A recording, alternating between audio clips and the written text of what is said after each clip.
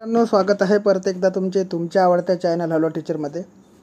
मित्रांनो, WRDच्या संदर्भात फार महत्त्वाचं परिपत्रक जे आहे ते 23/9/2024 म्हणजे आजच्या तारखेला आलेलं आहे आणि याच्या अगोदर सुद्धा काही परिपत्रक आलेले आहेत, त्याची सुद्धा आपण माहिती या व्हिडिओच्या माध्यमातून घेणार आहोत। ठीक आहे मित्रांनो, तर जलसंपदा विभागाच्या गट ब राजपत्रित व गट क पदाकर्त्याचे जाहिरातीनुसार निम्न श्रेणी लघुलेखक म्हणजे स्टेनोग्राफर या पदाकरता लघुलेखन चाचणीकरता पात्र उमेदवारांची 80 मार्काची लघुलेखनाची कौशल्य चाचणी परीक्षा मित्रांनो दिनांक 28/9/2024 रोजी घेण्यात येणार आहे। ठीक आहे, त्या अनुषंगाने परीक्षार्थ्यांनी लघुलेखनाची चाचणी परीक्षा प्रवेशपत्र ईमेल ID वर आज पाठवण्यात येणार आहे। जर ते पत्र जे प्रवेशपत्र आहे मित्रांनो 24/9/2024 पर्यंत तुम्हाला प्राप्त झाले नाही तर अशा उमेदवारांना खालील दिलेल्या नंबरवर काय संपर्क साधायचा आहे। ठीक आहे मित्रांनो, तर खाली 2 अधिकाऱ्यांची नावे 2 कर्मचाऱ्यांची नावे तुम्हाला देण्यात आलेली आहे। त्याच्यामध्ये पहिल्या क्रमांकाचं नाव आहे श्री गणेश के पालवे, प्रथम लिपिक आहे। संपर्क क्रमांक आहे त्यांचा 8208 75 12 15। नंतर दुसऱ्या नंबरचे जे आहेत ते आहे श्री किरण यश शिंदे, लिपिक ही टंकलेखक आहे आणि त्यांचा संपर्क क्रमांक आहे मित्रांनो 99 67 96 0050। ठीक आहे, तर तुमचे प्रवेशपत्र जर उद्याच्या तारखेपर्यंत आलेले नाही तर तुम्हाला 25 तारखेला मित्रांनो यांना संपर्क करायचा आहे। ठीक आहे, 28 तारखेला तुमची एक्झाम राहणार आहे।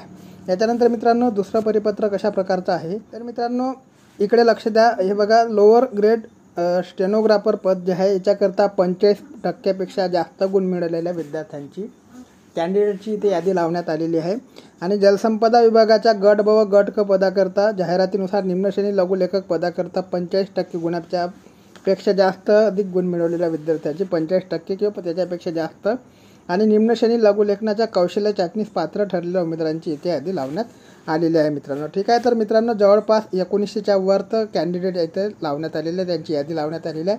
1932 कॅन्डिडेट आहे मित्रांनो टोटल, त्यांची यादी याच्यात लावण्यात आलेली आहे आणि त्यांना पुढच्या प्रक्रियेकरता जे आहे ते क्वालिफाय करण्यात आलेलं आहे। ठीक आहे, तर मित्रांनो पहिलं परिपत्रक तुम्हाला वाचून दाखवलं। जर उद्याच्या डेटपर्यंत तुम्हाला प्रवेशपत्र मिळाले नाही तर तुम्हाला संपर्क करायचा आहे, कोणा नंबरवर संपर्क करायचा आहे ते सुद्धा मी तुम्हाला सांगितलेलं आहे। आता मित्रांनो काही आणखी एक महत्त्वाचं परिपत्रक आहे, 4 टोटल परिपत्रक आहे आपल्याकडे, ते सुद्धा आपण जाणणार आहोत। तर चला बघूया तिसऱ्या क्रमांकाचं जे परिपत्रक आहे ते कोणतं आहे ते बघूया आणि सर्व परिपत्रक मित्रांनो टेलिग्राम चॅनलला मी टाकणार आहे। तर मित्रांनो याच्यामध्ये विशेष सूचना आणि फार महत्त्वाचं असं परिपत्रक आहे, 20/9/2024चं प्रसिद्धीपत्रक आहे मित्रांनो। विषय काय आहे तर जलसंपदा विभाग गट ब राजपत्रित व गट क सरळसेवा भरती 2023 निम्न श्रेणी लघुलेखक व्यावसायिक कौशल्य चाचणीच्या संदर्भातील परिपत्रक आहे मित्रांनो। व्यावसायिक कौशल्य चाचणी लघुलेखन परीक्षेसाठी अनुसयाची कार्यपद्धती व गुणदान पद्धती काय असणार आहे ते याच्यामध्ये क्लिअरली सांगण्यात आलेलं आहे। त्याच्यामुळे सगळे पॉईंट मित्रांनो तुम्हाला क्लिअरली बघायचे आहे, कारण की फार महत्त्वाचं असं हे परिपत्रक आहे आणि सगळे पॉईंट याच्यामध्ये क्लिअरली डिस्कस करण्यात आलेलं आहे, सांगण्यात आलेलं आहे। ठीक आहे मित्रांनो, थोडासा व्हिडिओ लंबा होऊ शकतो परंतु फार डिटेल इन्फॉर्मेशन याच्यामध्ये दिलेली आहे। ठीक आहे, तर याच्यामध्ये पहिल्या क्रमांकाचा पॉईंट बघा, जलसंपदा विभागाकडून निम्न श्रेणी लघुलेखक मराठी व इंग्रजी या वर्गासाठी 80 गुणांची संगणक प्रणालीवर आधारित संगणक लघुलेखन चाचणी आयोजित करण्यात येईल। या परीक्षेसाठी 80 गुणांचा एक गती उतारा म्हणजे स्पीड पॅसेज ज्याला आपण म्हणतो तो राहणार आहे। ठीक आहे, याच्यानंतर पॉईंट नंबर 2 आहे मित्रांनो, संगणक लघुलेखन परीक्षा ही ज्या परीक्षा केंद्रावर संगणक उपलब्ध आहेत अशाच परीक्षा केंद्रावर घेण्यात येणार आहे। यामध्ये उमेदवारांना सोडवायचा गती उतारा म्हणजे स्पीड पॅसेज ज्याला आपण म्हणतो हा संगणकाच्या माध्यमातून सॉफ्टवेअरद्वारे हेडफोन त्या माध्यमातून तुम्हाला ऐकवण्यात येणार आहे। याच्यानंतर 2B मध्ये आहे मित्रांनो, परीक्षा केंद्रावर येताना उमेदवारांनी पेन्सिल शार्पनर आणि ट्रान्सपरंट रायटिंग पॅड, परीक्षेचे प्रवेशपत्र आणि Aadhaar card, PAN card, driving licence यापैकी कोणताही एक फोटो ID तुम्हाला सोबत न्यायचा आहे आणि त्याचा मूळ प्रत सुद्धा तुम्हाला सोबत न्यायची आहे। ठीक आहे, आणि दिव्यांग उमेदवार असेल तर मित्रांनो दिव्यांग सोबत जे आहे तुम्हाला दिव्यांग प्रमाणपत्र सुद्धा सोबत घेऊन जायचं आहे। 2क मधला पॉईंट आहे मित्रांनो, चाचणी दरम्यान खोड रबर म्हणजे इरेजर वापरण्यास सक्त मनाई आहे, त्यामध्ये तुम्हाला इरेजर वापरता येणार नाही। त्याच्यानंतर 2D आहे मित्रांनो, कर्णबधिर प्रवर्गाचा दावा केलेल्या दिव्यांग उमेदवारांना चाचणीसाठी स्वतःचे श्रवणयंत्र घेऊन येण्याची परवानगी देण्यात येत आहे। ठीक आहे मित्रांनो, तर 4ही पॉईंट जे आहे ते 2 मधले फार महत्त्वाचे पॉईंट आहे। याच्यानंतर तिसऱ्या नंबरचा पॉईंट आहे मित्रांनो 3 कोणत्याही उमेदवाराला स्वतःचा कीबोर्ड आणण्याची परवानगी दिली जाणार नाही। ठीक आहे, जे कीबोर्ड आहे ते तुम्हाला परीक्षा केंद्रावर देण्यात येणार आहे। कीबोर्डमध्ये कोणत्याही प्रकारचा तांत्रिक बिघाड नसल्यास केवळ उमेदवारांच्या मागणीवरून जो आहे तो कीबोर्ड बदलला जाणार नाही। ठीक आहे मित्रांनो, जर बिघाड असेल तर बदलला जाईल, परंतु बिघाड नसेल तर तुम्हाला जो कीबोर्ड आहे तो बदलून दिला जाणार नाही. ठीक आहे. याच्यानंतर मित्रांनो 3क मध्ये देण्यात आलेला आहे, कीबोर्डमध्ये तांत्रिक बिघाड नसतानाही उमेदवारांनी कीबोर्ड बदलून मागण्याची जी आहे जर जबरदस्ती म्हणा किंवा विनवणी केली तर ते जे कृत्य आहे त्याचं ते कृत्य मित्रांनो परीक्षा आयोजनामध्ये अडथळा समजण्यात येईल व अशा उमेदवारांना विभागाच्या तरतुदीनुसार कारवाईसाठी पात्र करण्यात येईल किंवा कारवाईला सामोरे जावे लागणार आहे मित्रांनो. ठीक आहे. तर कीबोर्डमध्ये जर खराबी असेल तर तुम्ही विनवणी करू शकता, कीबोर्डमध्ये खराबी नसेल तर तुम्ही बदलून मागू शकत नाही. ठीक आहे. याच्यानंतर चौथा पॉईंट आहे मित्रांनो, चौथा पॉईंट आहे 1 मिनिटाचा सराव परिषद असेल, म्हणजे ज्याला आपण ट्रायल पॅसेज म्हणतो तो 1 मिनिटाचा असेल. याच्यामध्ये 4 मिनिटाच्या गती उत्तराचे डिक्टेशन ज्याला आपण म्हणतो संगणकावर देण्यात येणार आहे. त्याच्यामुळे प्रत्येक परीक्षा केंद्रावर साधा जो आहे तो मित्रांनो ॲक्च्युअली पोर्ट असलेला हेडफोन उमेदवारांना संस्थेमार्फत परीक्षा केंद्रामार्फत उपलब्ध करून देण्यात येणार आहे. चौथ्यातलं ब आहे मित्रांनो, साध्या हेडफोन व्यतिरिक्त इतर कोणतेही इयरफोन ब्लूटूथ हेडफोन परीक्षा केंद्रामध्ये आणण्यास उमेदवारास परीक्षा केंद्रामध्ये प्रवेश देण्यात येणार नाही. ठीक आहे. जर तुम्हाला मित्रांनो एक कंपनी हेडफोन प्रोव्हाइड करेल तेच हेडफोन वापरता येणार आहे, स्वतःजवळ तर कोणत्याही प्रकारचे हेडफोन तुम्हाला वापरता येणार नाही. परीक्षा केंद्रामध्ये कोणत्याही प्रकारचे स्पीकर, रेकॉर्डिंग साहित्य, चिप किंवा मोबाईल आढळून आल्यास गैरप्रकार या संदर्भात गृहीत धरण्यात येईल. उमेदवारांनी व्यावसायिक चाचणीमध्ये अनुचित मार्ग वापरल्यास सदर उमेदवारास चाचणी परीक्षेसाठी अपात्र ठरवले जाईल व संबंधित कठोर कारवाई करण्यात येईल. ठीक आहे. 5व्या नंबरचा पॉईंट आहे मित्रांनो, मराठी लघुलेखनामध्ये टंकलेखन करताना ISM 6.2. तर मित्रांनो मराठी लघुलेखनामध्ये टंकलेखन करताना ISM 6.2 रिंगटोन मराठी हा फॉन्ट बाय डिफॉल्ट वापरण्यात येणार आहे व इंग्रजी टंकलेखनासाठी QWERTY कीबोर्ड लेआउट राहील. त्या अनुषंगाने उमेदवारांनी प्रशिक्षित व्हायचं आहे. ठीक आहे. तर मित्रांनो 5व्या नंबरचा पॉईंट फार महत्त्वाचा आहे. याच्यानंतर इंग्रजी टंकलेखनासाठी मित्रांनो क्रिएटिव्ह कीबोर्ड लेआउट राहील. त्या अनुषंगाने उमेदवारांनी प्रशिक्षित व्हायचं आहे. परीक्षा सुरू होण्यापूर्वी उमेदवारांनी करावयाची आवश्यक कृती काय असणार आहे ते सुद्धा देण्यात आलेलं आहे. परीक्षा सुरू होण्यापूर्वी उमेदवारांना कोणत्या गोष्टी करायच्या ते याच्यात क्लिअरली देण्यात आलेलं आहे. ठीक आहे. तर 6वा जो आहे मित्रांनो 6व्या नंबरचा पॉईंट त्याच्याशी डिस्कस आहे.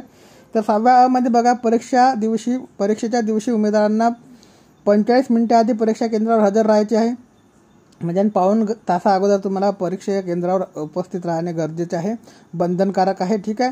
प्रत्येक उमेदवारांनी संगणक लॅबमध्ये बसताना आपल्या बैठक क्रमांकाच्या चढत्या क्रमांकानुसार बसायचे आहे. ठीक आहे. लॉग इन करण्यापूर्वी उमेदवारांनी कीबोर्ड व माऊस सुस्थितीत असल्याची पूर्णपणे खात्री करून घ्यायची आहे.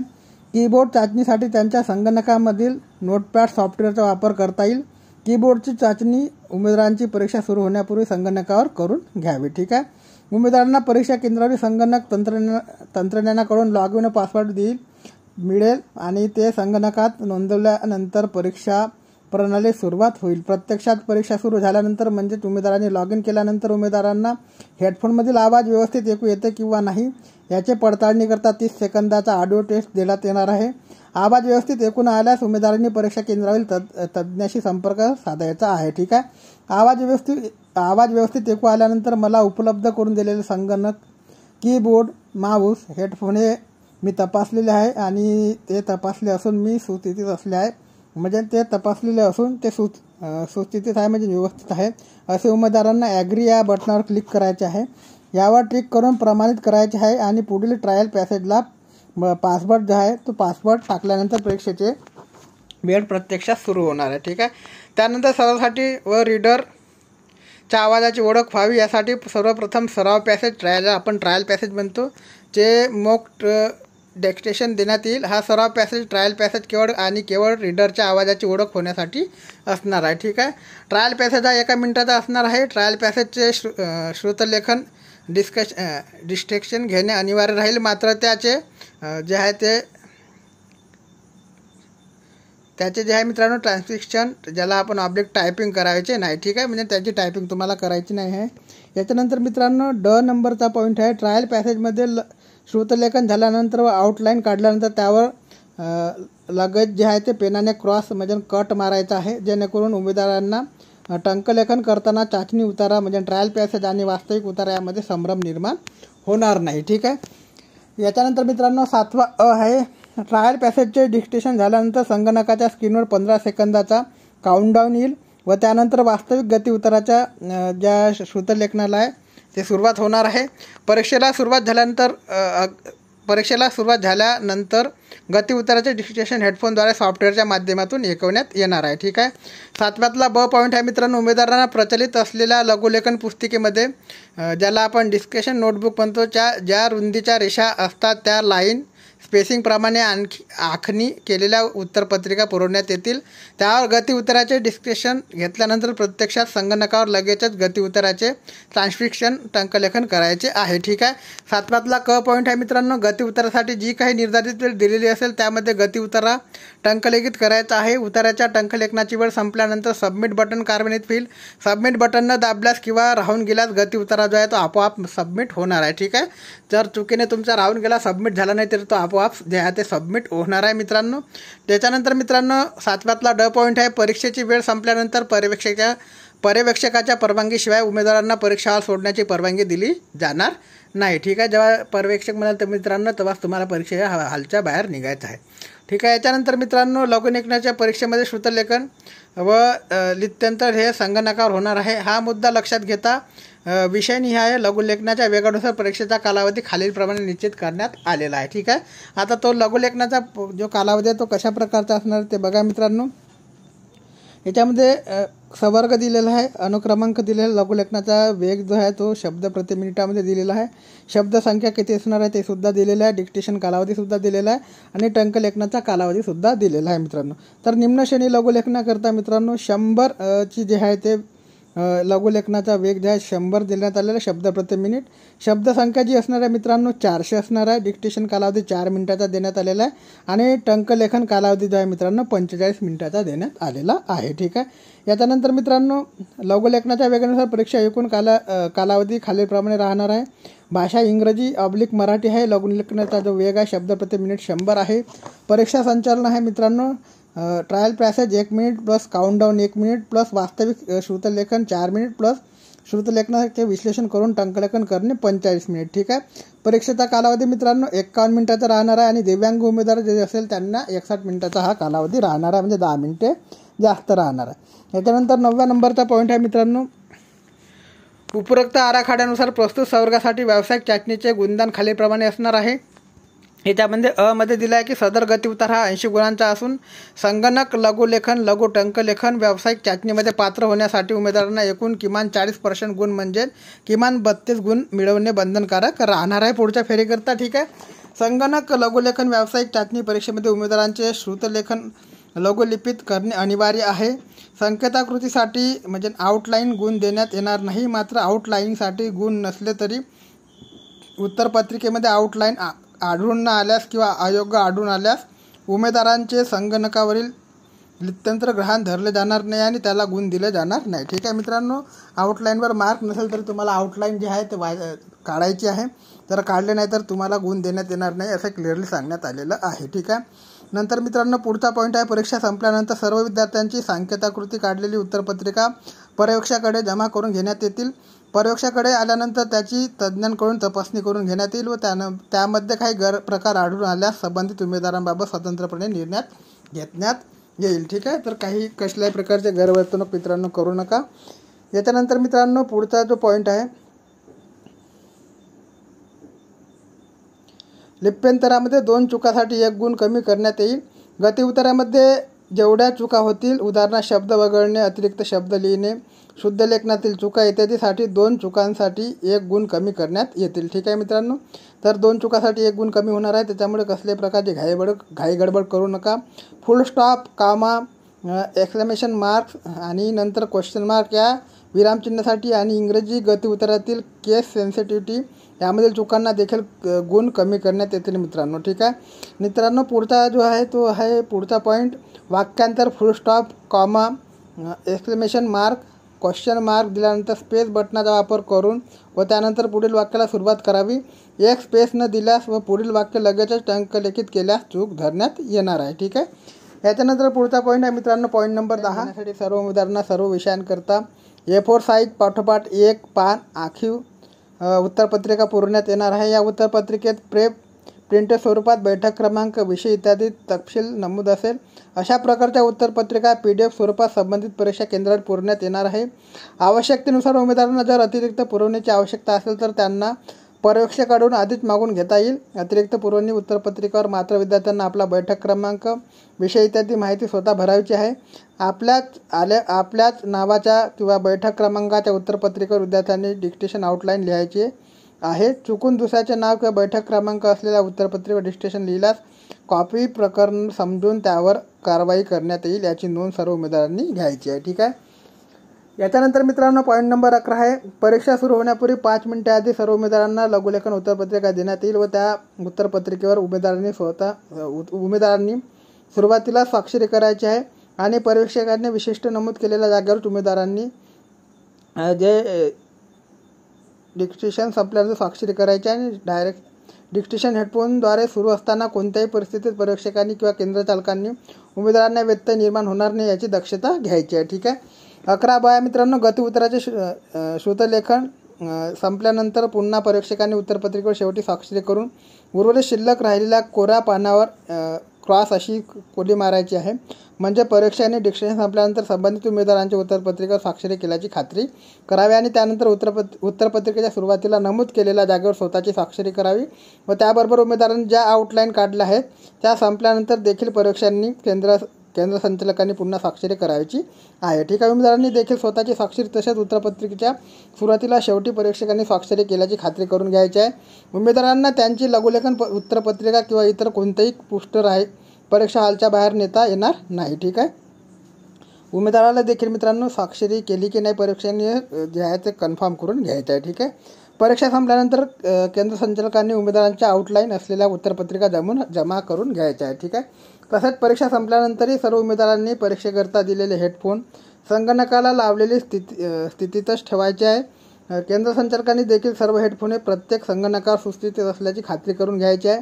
उमेदवारांना एका पाठोपाठ एक याप्रमाणे परीक्षा केंद्र सोडवायची अनुमती द्यायची आहे. ठीक आहे. याच्यानंतर मित्रांनो पॉईंट जो 12व्या नंबरचा पॉईंट आहे, कोणताही चुकीचा शब्द दुरुस्त करण्यासाठी बॅकस्पेस जे आहे ते आणि ड्रॉ कीचा वापर करता येईल. ठीक आहे. याच्यानंतर मित्रांनो गती उताराचे डिक्टेशन जर अंकाचा उच्चार करण्यात आलेला असेल तर संगणकामध्ये लिप्यंतर करताना अंकाचाच उल्लेख विद्यार्थ्यांनी करावा. तथापि याला मात्र काही गोष्टी अपवाद असू शकतात. उदाहरणार्थ 1970 या वर्षाचा विचार झाल्यास साहजिकच तो अंकात लिहावा लागेल. मात्र 1 कोटी हा शब्द अंकात न लिहिता 1 कोटी असाच सर्वसाधारणपणे लिहायचा आहे. ठीक आहे. तर मित्रांनो ही गोष्ट तुम्ही समजून घ्या. याच्यानंतर पॉईंट नंबर 13 आहे, लास्ट पॉईंट आहे, व्यावसायिक परीक्षा चाचणी परीक्षेचा दिनांक अंतिम झाल्यानंतर परीक्षेबाबतचा तपशील, वेळ, परीक्षा केंद्र याबाबत प्रवेशपत्राद्वारे उमेदवारांना त्यांचे नोंदणीकृत ईमेल आयडीवर मेलद्वारे कळवण्यात येणार आहे. ठीक आहे. मित्रांनो सोबतच आपल्या चॅनल जो आहे मित्रांनो हॅलो टीचर चॅनल, त्याच्याशी तुम्हाला निगडीत राहायचं आहे, त्याच्यावर मी वारंवार अपडेट देत असतो. सोबतच आपला टेलिग्राम चॅनलसुद्धा आहे हॅलो टीचर YT नावाचा, त्याची लिंक मी तुम्हाला डिस्क्रिप्शन बॉक्समध्ये दिली, तिथंसुद्धा तुम्हाला अपडेट मिळत जाईल. ठीक आहे. याच्यानंतर आखरीचं परिपत्रक आहे मित्रांनो, शेवटचं परिपत्रक, ते सुद्धा आपण बघून घेऊया. हे जे परिपत्रक आहे दिव्यांग उमेदवाराच्या संबंधित आहे. दिव्यांग उमेदवार, अंध उमेदवारास मदतनीस म्हणजे सनेत्र वाचकाचा वापरण्याबाबतच्या सूचना व तसेच दिव्यांग उमेदवारास अतिरिक्त वेळेबाबत मार्गदर्शक सूचना म्हणून देण्यात आलेला आहे. दिव्यांग उमेदवार, अंध उमेदवारास मदतनीस, ठीक आहे, त्याच्याकरता हे स्वतंत्र शुद्धीपत्रक आहे, परिपत्रक आहे.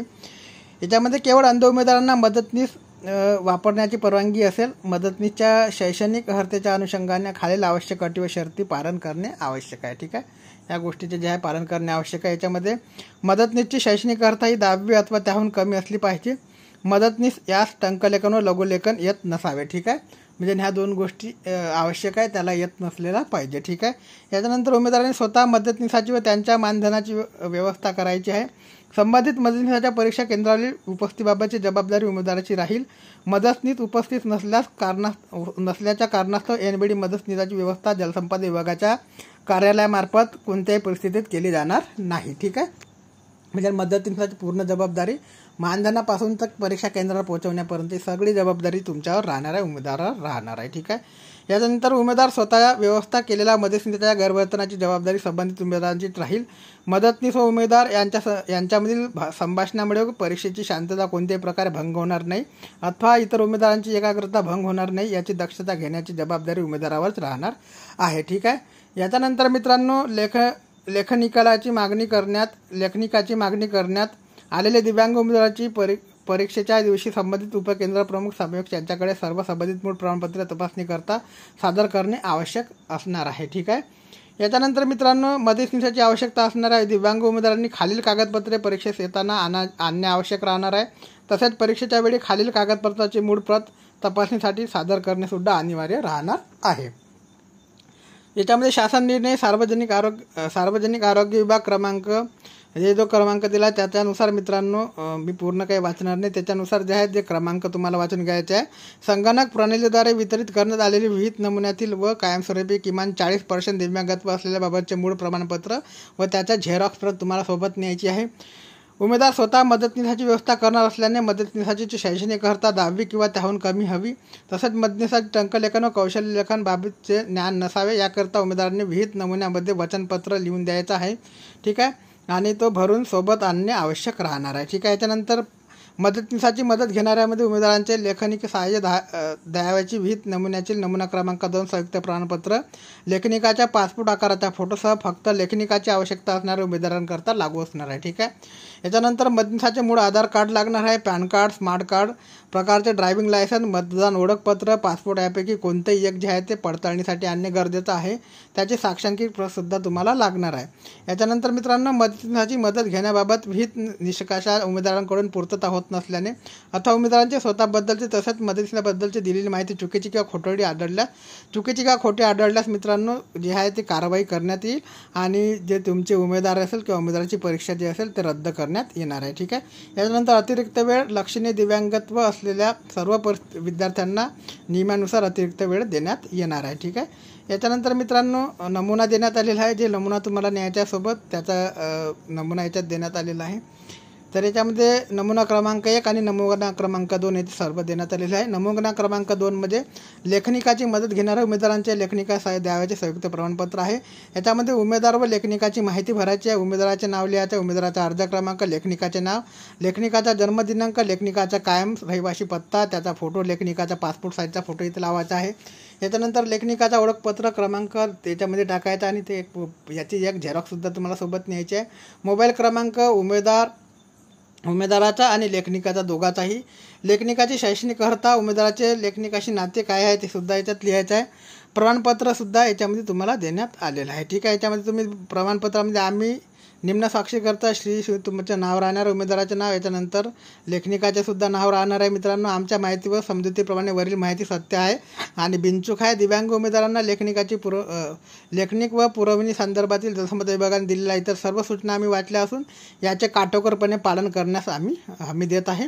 असं तुम्हाला एक जे आहे ते स्वाक्षरी करायची आहे. लेखनिकाची मदत घेण्याबाबत विहित निकषाची उमेदवाराकडून पूर्तता होत नाही अथवा उमेदवाराने स्वतःच्याबद्दल तसेच लेखनिकाबद्दल दिलेली माहिती चुकीची किंवा खोटी आढळल्यास, उमेदवाराकडून अथवा लेखनिकाकडून कोणतीही माहिती दडवून ठेवल्यास म्हणजे लपवली असल्यास, त्यात कोणत्याही टप्प्यावर निदर्शनास आले तर उमेदवारांना तसेच लेखनिकास संबंधित परीक्षेची उमेदवारी रद्द होऊन उमेदवार व लेखनिकास जलसंपदा विभागाच्या स्वच्छाधिकारानुसार विभागामार्फत आयोजित केल्या जाणाऱ्या परीक्षांमधून प्रतिरोधित म्हणजे करण्यात येईल व अथवा इतर कायदेशीर कारवाई करण्यात येईल. अशा प्रकारची संबंधित शासन सेवेतील पदावर नियुक्त झाली असेल तर त्यांची सेवा समाप्तीसुद्धा करण्यात येणार आहे. तर अशा प्रकारचे मित्रांनो हा नमुना आहे. ठीक आहे. तर अशा प्रकारची माहिती आहे मित्रांनो. सगळे परिपत्रक मी टेलिग्राम चॅनलला टाकणार आहे. टेलिग्रामची जी लिंक आहे तुम्हाला डिस्क्रिप्शन बॉक्समध्ये देईल. आणि वेळोवेळी जे आहे मित्रांनो परत जाता एकदा सांगतो, जर 24 तारखेपर्यंत म्हणजे उद्याच्या तारखेपर्यंत तुम्हाला हॉल तिकीट आले नाही तर तुम्ही मित्रांनो दिलेल्या नंबरवर कॉल करू शकता.